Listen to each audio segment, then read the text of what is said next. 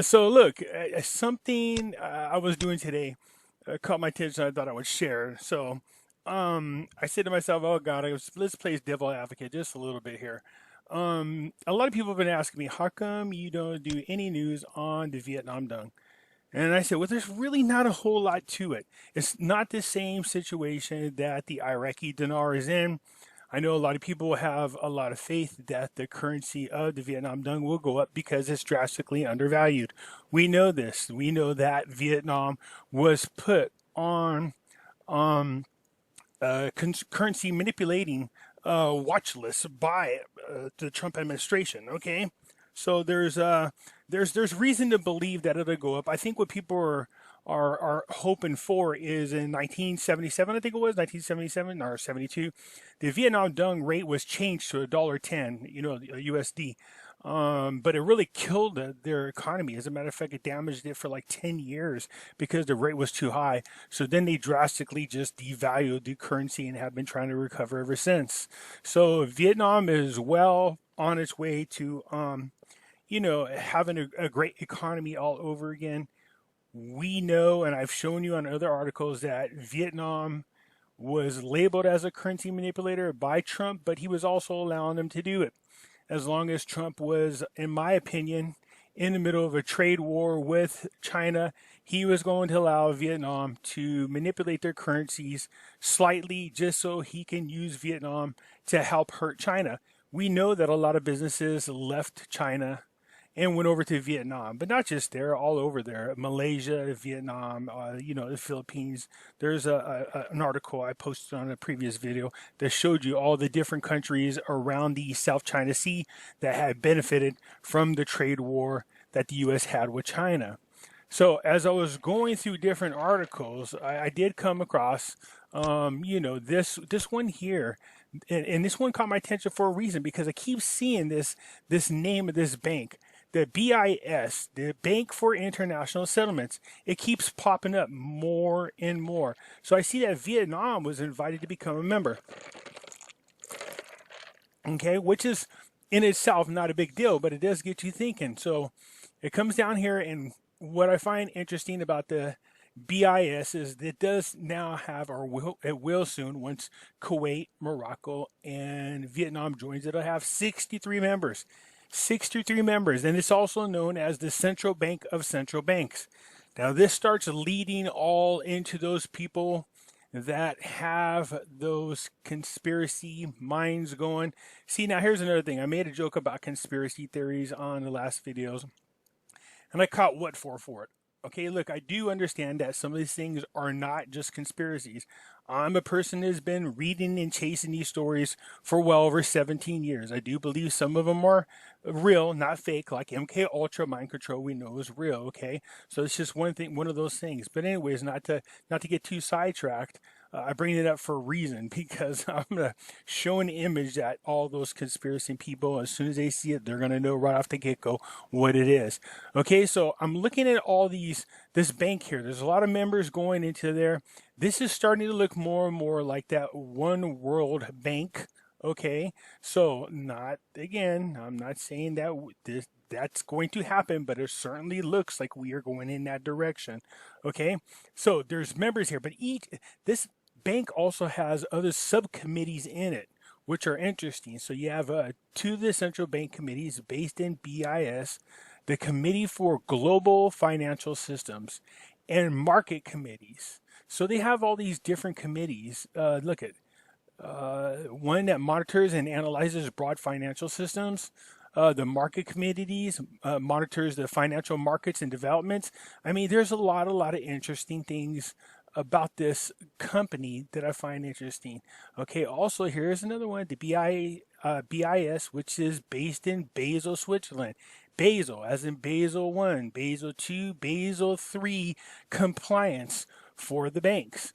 But I also remember I read another article. I was like, what did I remember about this? Back in July, I read an article about BIS. And it's the chief from the bank, the BIS, was saying that they're going to need to move into a cryptocurrency.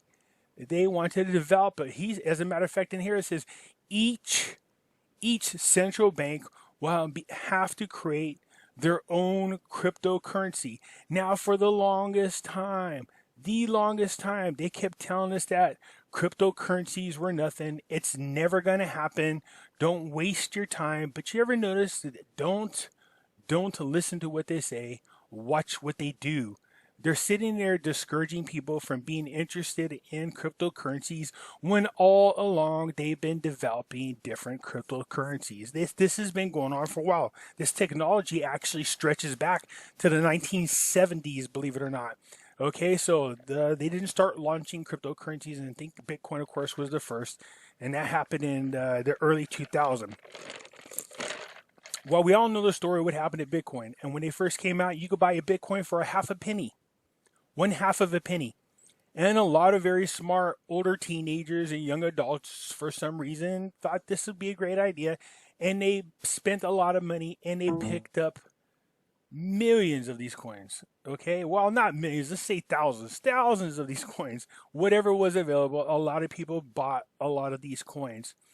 2017, that one coin that was worth a half a cent was now worth $20,000 per coin. It created a lot of very young millionaires, okay? Right now, Bitcoin currently sits at, it went above 9,000 shortly last night, but now it's dropped back down to $8,600 or so. Okay, so again, it goes up and down just depending on the market demand, and it's just like anything else. But I remember this, and it just really got me thinking.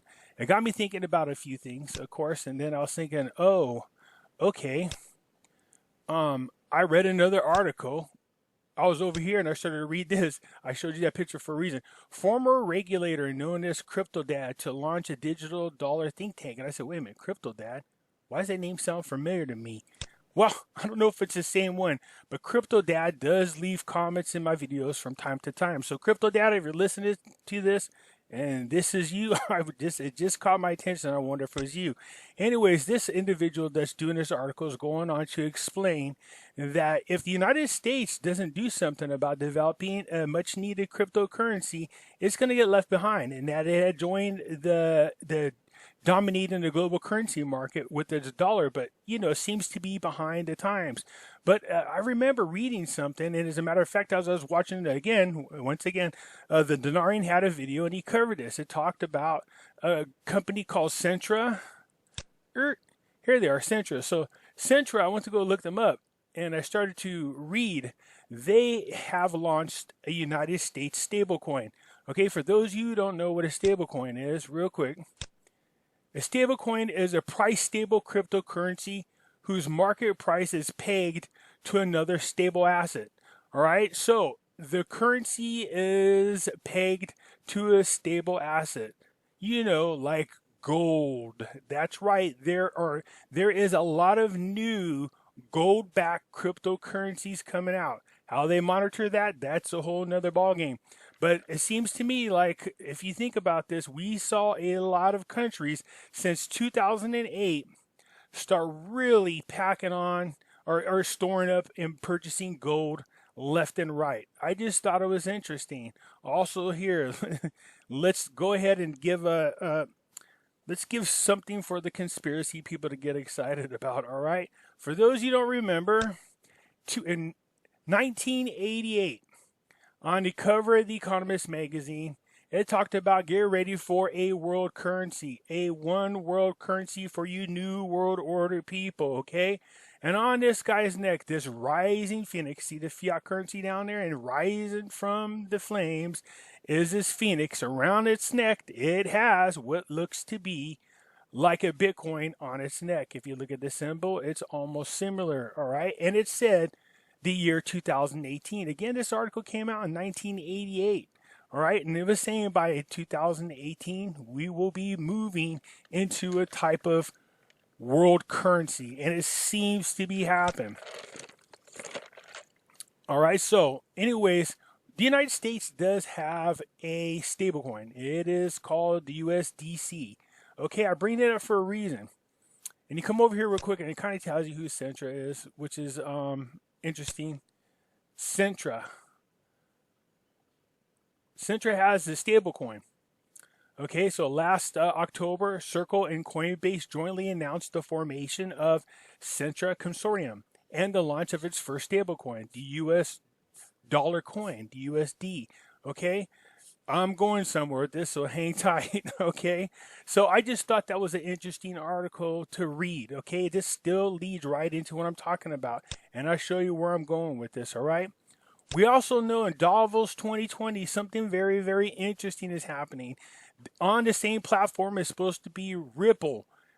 Ripple CEO Brad Garlinghouse. Now, in case you don't know who Ripple is, their cryptocurrency is the XRP. It's one of the most popular XR cryptocurrencies out there, and it is the price and the value of XRP is purposely kept down. What they do is every month they release X amount of their coins into circulation, which keeps the demand for the coin in check. It keeps the value of the coin in check. They, for whatever reason or another, don't want the value of the cryptocurrency to really take off and get out of hand. This has led a lot of people to believe that XRP would be the chosen currency around the world, that one cryptocurrency that everybody would be using to do business with. This, of course, is just the rumor. There's no facts behind it, but it seems very interesting that Ripple and XRP have contracts with 50 central banks, and they continue to grow. They do MoneyGram. They do Visa cards.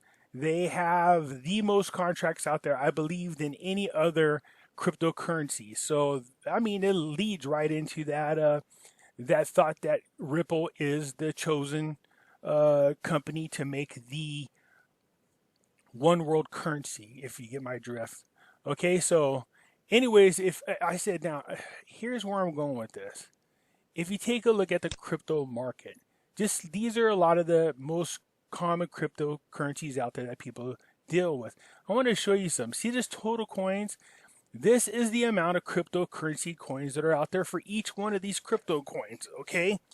Once they've been used, you cannot create any more coins at all. So we all know that Bitcoin, which is the most valuable coin, when it first came out, they only created 21 million coins. Once those coins have been mined and put into circulation, you can never use them again. That's it. No more Bitcoin. If you look at Ethereum, Ethereum has 109.344 million. But look at XRP. XRP has 100 billion. Okay, so I started thinking about, yes, I'm going down that road.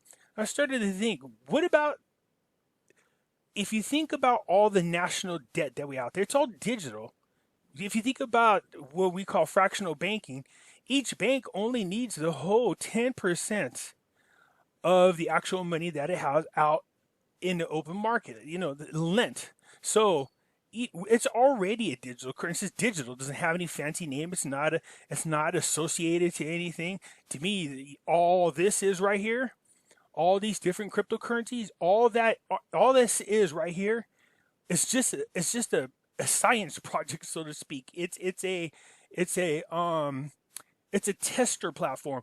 I think when these things came out, they wanted to see how the public would respond to using cryptocurrencies. Could they get them involved? Of course, what they did is they appealed to the very, very younger audience, these teenagers, these young adults in their early 20s, people in their young 30s.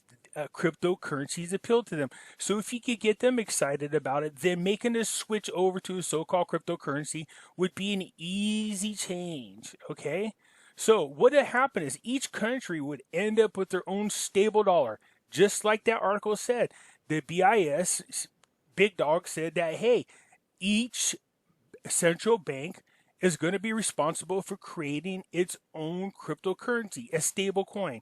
A coin, as I said, and I showed you the definition, that's pegged to some kind of asset. Now, what had happened is, as you know, just probably like we do with regular currencies, there's going to be different exchange rates. So let's just use the dinar, since it's popular. So if we say the dinar, it all of a sudden is changed to a $3.20 rate, like everybody's hoping. Is it possible that there is enough cryptocurrencies out there for the dinar if you took the $51 trillion that they show in circulation and then somehow tied it to a cryptocurrency. So my thought being this, fiat currency is not going anywhere. But how much fiat currency do you really need to have? Cryptocurrencies would be different. Most people would carry the cryptocurrencies in a ledger or on their card, like a Visa card. They do that now. It's available now. So they wouldn't really be carrying cash. We would almost be a cashless community, okay? So that's good. So then how hard would it really be to convert one currency to a rate such as the dinar we hold, it changing all 51 trillion of its dollars, and you give it a 3.22 rate of USD. So what does that mean? You're talking about $150 trillion. Is that possible? It is, maybe, if you do have something else to help it go along. This is the E-dinar. The E-dinar, it was a coin that we talked about a long time ago on another platform that people were trying to find a way to invest in this because they felt that E-dinar, which is your cryptocurrency for the dinar, these E-dinars would become the more valuable cryptocurrencies of them all, and it's still very possible. But let me show you something interesting. Can the E-dinar cover a community? Cover a debt of $150 trillion? Is that even possible? I don't know. I came down here and I saw this and I thought to myself, this is interesting. How many E-dinar coins are going to be maxed out? 999 trillion E-dinars. So is it possible when we go to exchange our currencies after a rate change that we're given an alternative form of payments in which we can then exchange for our dollars? Or could we hold them in E-dinars? Do you see where I'm getting at this? The thing is, if there's 999 trillion E-dinars out there, could they just say, look, we'll swap in exchange, we'll give you E-dinars or some type of cryptocurrency that you would either carry on a card or you would just hold in your bank account? Do you really think that a bank is holding the 100% of everybody's dollar that they have in their savings and checking account? Do you really believe that's there? It's not there. They only cover a percentage of the money is in the bank physically. The rest of it you would have to order. What's the difference between the digital currency that we use with the bank or with our debt or anything else, especially when it comes to fractional banking? What is the difference between the way they're doing it now or them just saying, hey, we got something better, but it's actually the same. It's a cryptocurrency. It's just digital banking is all it is. So, when people go, oh, if we make the exchange to a 322 rate, in the beginning I was saying, why? What difference would it matter? Because it's all digital anyways. Do they have the assets to back up that much money? I don't know. You tell me. Leave it in the comments. Do you think Iraq, whether it's the oil that's in the ground and they're monetizing it and they're selling future revenues, whether people are banking on the future of their agriculture, their gold, their minerals? We all know that Iraq is actually richer than Kuwait is, and Kuwait seems to be able to manage a $3 rate. Now, I'm not saying that's what the rate's going to be, but I'm saying there's some very interesting things that we're starting to run into. So the E-dinar, this is something I talked about getting about a year ago, and I still haven't figured out how to get it. So I've been looking into it, and I'm going to look into it. But is it possible that whatever's happening in Davos, because Brad Garlinghouse is going to be there. It says President Trump, he's going to be there. Christina Lagarde is going to be there. And she was the former head of the International Monetary Fund. She has this announcement. I just think it's interesting that Trump is going to be there and Garlinghouse is going to be there. What I'm trying to say is this. Whatever her announcement is, she put out a memo telling everybody to shut the up. Nobody's to leak or talk about what this announcement's going to be. Everybody is speculating on when this announcement's going to be. And I will tell you this in all fairness, every Davos when she's there, there's speculation about what she's going to talk about. But I have a feeling that has something to do with the way the new economy is going to be held. Now, whether that is going to be this new world order kookiness, I don't know. It's going to be interesting, that's for sure. Um, they are talking about moving 100% to a paperless banking system. I don't think that's possible. That's just not going to happen. Not everybody is going to trust digital currencies. If you somehow have a blackout, now we live in California. We had these blackouts that PG&E was forcing us to go through. If you have a blackout, how do you get to your digital money? Your cell phone? My cell phone tower was out. I couldn't use my phone for a day. Sure, it was charged up, but I couldn't do anything with it. There's no Wi-Fi. The towers were down. There was no electricity. We went, I think it was 2.5 days one day and another 2 days the next time. So what's to keep that from happening? What happens if you have an emergency and you need to get to your money and you can't because you're not in a place in which you can access that money digitally? It's just not possible. Now, I have noticed that in Japan, they do have already crypto ATMs. You just basically go up to the machine, same thing, slip your card in there, put in your little digits, and it takes it off your card, your cryptocurrency, and kicks out cash for you. So this is what I'm talking about. You're going to need a form of fiat currency is going to be there.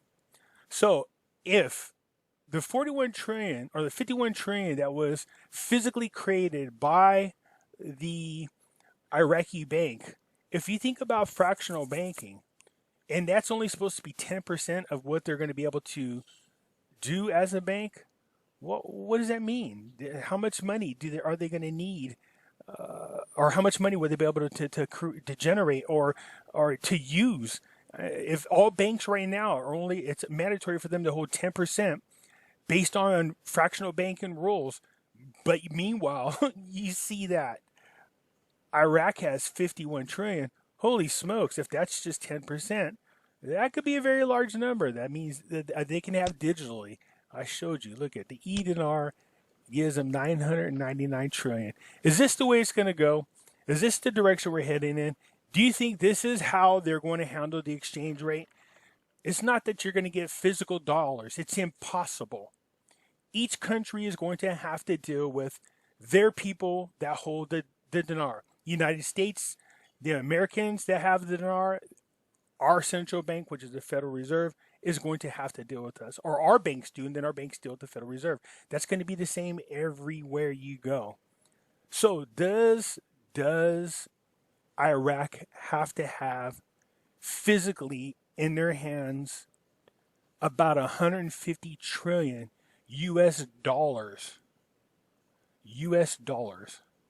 in order to cover that rate? I know that sounds a little corny, but we know that all of the banks, all the financial institutions are holding dinar. That's already been proven. As a matter of fact, I tell you, it's my theory is that they're holding 97, 98% of all the physical dinar that's out there, and that what's out in the public is much less than people think. So if you only have to deal with the speculators, which is fine, there's enough money for them to do that. But what's being held in the bank might be handled a different way. And I still, to this day, think that's what's going to happen. Anyways, just give me, leave a comment. Tell me what you think. Do you think this is possible? Is it possible that they're going to go ahead and make an announcement on a rate, knowing damn well they don't have the physical dollars to cover it, but don't care because they only need the digital? People only care about what's in their bank account. Do you think we have as much money physically as we have in national debt? No, we don't. It's not there. It's not happening. So what is the difference between Iraq with the currency level that it's at now and the physical dollars that are there? What's to keep them from just going ahead and giving you a 320 rate? Now, again, I'm not saying that's what the rate's going to be. I'm just saying what's to stop them? What's to stop them from making the announcement? All right, they make that announcement and they have some kind of understanding or agreement with the other banks. So this increases each country's financial assets, foreign assets, I should say. That's what all that does. Okay, so where could the Go and leave a comment. Tell me what you think. Tell me where you think the problem could be. If they could do that with cryptocurrencies, and they have been, when people first started buying into cryptocurrencies, there was a price there, and the price changed, the value changed. So at one time, when it was $20 a coin, let me just show you something real quick here. So let me pull out my calculator here. So at one time, so 21 million, 21 million. 1, 2, 3. Okay, 21 million. Times at one time the Bitcoin was $20,000. Do you think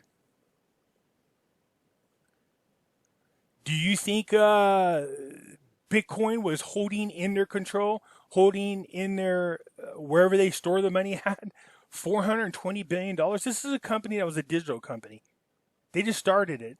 You know what they're liquid. You can go on and find out what they're liquid right now. But do you think if everybody cashed their coins in at one time, do you think they had ability to pay out $420 billion? No, they didn't. But at one time, all the coins collectively were worth $420 billion. Just think about that. Just think about that. And that's only with 21 million coins. We see coins like XRP out there. They're in the billions. So you can only imagine. Create a stable coin, peg that stable coin to an asset. Allow each country's currency to be valued at where you think it should be. And you would be swapping, technically, one currency for another, either in fiat or in cryptocurrency. That's how this is going to work, in my opinion. So you can hold your cryptocurrencies on the card, like a credit card or an ATM card, or you can hold them on a ledger. I have a nano ledger, or you can create a crypto wallet. All right, so doesn't that make more sense? When people keep going, how are they going to cover the $51 trillion? Just like that. Some of it will be in cryptocurrencies. Some of it will be in fiat. A lot of it will be in digital. You know, that's a very good possibility. Anyways, let me know what you think. Hit the like button, hit subscribe, leave a comment. Crypto Dad, if that's you, by the way, in this, I'm just curious if this was you. I saw this and I thought, Crypto Dad. Wait, that guy at least comments in my thing. I'm just wondering if that's you. Anyways, leave a comment, like, subscribe, share. Have a good one.